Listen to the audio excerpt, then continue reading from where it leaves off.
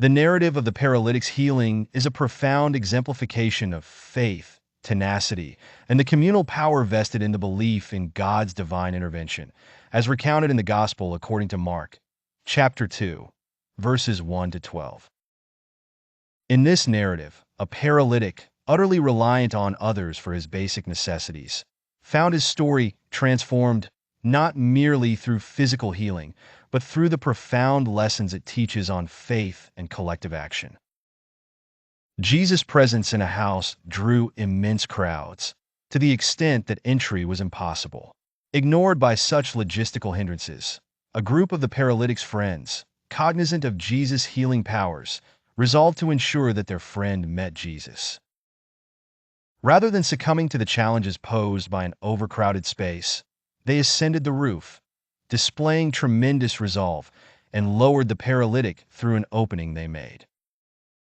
This act of defiant faith, a true manifestation of their unwavering belief in Jesus' powers, underscores the centrality of tenacity in the pursuit of miracles. In witnessing their faith, Jesus addressed the paralytic, saying, "Son, your sins are forgiven." Mark 2, verse 5. This might have initially startled those present expecting a physical miracle. Jesus prioritized the spiritual over the corporeal, illustrating that true healing commences with the forgiveness of sins, thereby offering the promise of spiritual rejuvenation to all. This initial address prompted skepticism and queries among the observers present, who questioned, "Who can forgive sins but God alone?" Mark 2, verse 7. Perceiving their reluctance to imbibe the profundity of his spiritual authority, Jesus posed, which is easier, to say to this paralytic, "Your sins are forgiven," or to say, "Get up, take your mat, and walk." Mark 2, verse 9. To demonstrate his dominion over both sin and physical affliction, Jesus instructed, "Get up, take your mat, and walk."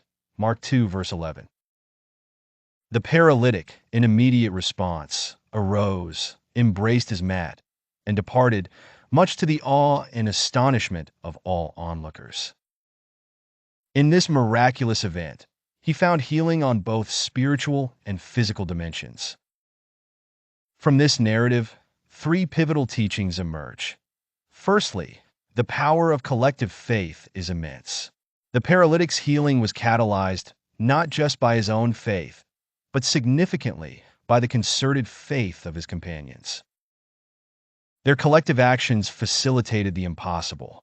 In life, the necessity of allies and spiritual intercessors who can aid in attaining God's miracles cannot be understated. Together, their faith moves mountains. Secondly, spiritual healing is of paramount importance. Jesus' immediate forgiveness of the paralytic's sins teaches an eternal lesson. The redemption of the soul precedes all else. While physical healing pertains to this temporal existence, the soul endures eternally, highlighting the indispensable need for spiritual restoration. Lastly, the fortitude to overcome obstacles is pivotal. The paralytic's friends, unfazed by challenges, found novel means to bring him to Jesus. This exemplifies that when faced with adversity, perseverance and creative maneuvers can lead one to divine encounters. Never lose heart when pursuing such transformative journeys. This biblical account beckons reflection on one's spiritual standing. It encourages an introspective look at whether one is prepared to transcend barriers in personal and spiritual life. Are you surrounded by individuals who propel your spiritual journey, or do you attempt it alone?